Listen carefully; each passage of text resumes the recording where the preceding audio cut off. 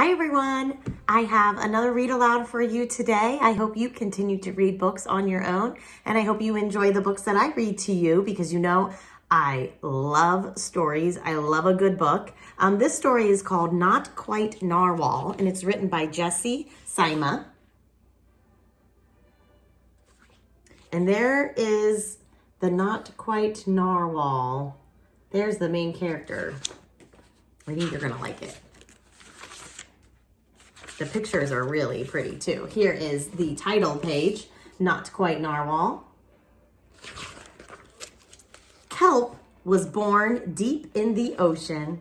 And oh, look, little baby. He knew early on that he was different from the other narwhals. His tusk wasn't as long as everyone else's. He had different tastes in foods.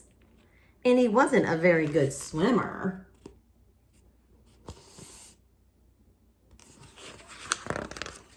But his friends didn't seem to mind, so Kelp decided he wouldn't either.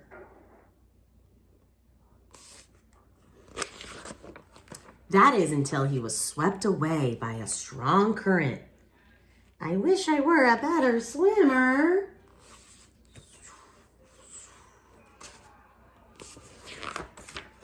Kelp found himself at the surface, closer to land than he'd ever been before. High up on a cliff, he spotted a mysterious, sparkling creature. It looked so familiar. It looked like Kelp. So here he is up there, and this is the creature he's seeing. Kelp swam towards land as fast as he could, which wasn't very fast at all, hoping that he could catch up with the creature that looked just like him. When he finally reached the shore, Kelp felt a little bit anxious. He had never left the ocean. He was nervous about walking for the first time, but the land creatures made it look so easy.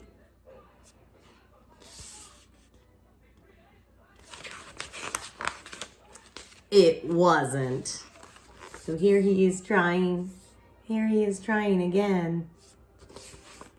And eventually, he got the hang of it. Everything on land was strange and beautiful, but also kind of scary. Kelp began to think he might never find the creature that looked just like him, but as he stumbled out of the forest, land narwhals. Actually, we're unicorns, and by the looks of it, so are you. Kelp had never heard of unicorns before. They taught him all sorts of things about his tusk. We call them horns. Wow. They introduced him to unicorn delicacies. And they showed him how to gallop. There was no doubt that Kelp was, in fact, a unicorn. He was having so much fun that he didn't want to leave.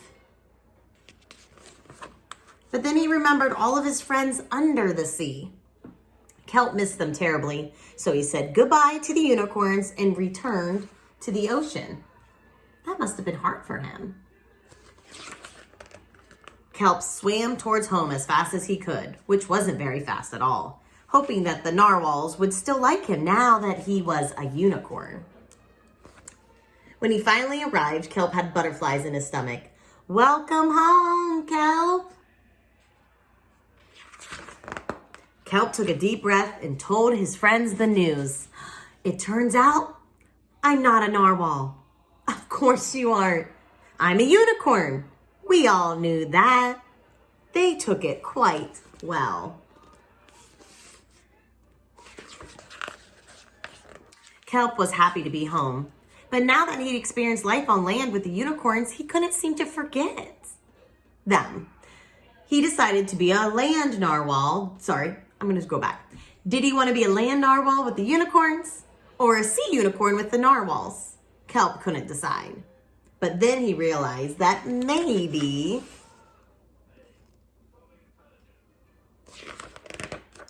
just maybe, I wonder if you're making some predictions in your head of what you think is going to happen. He didn't have to choose.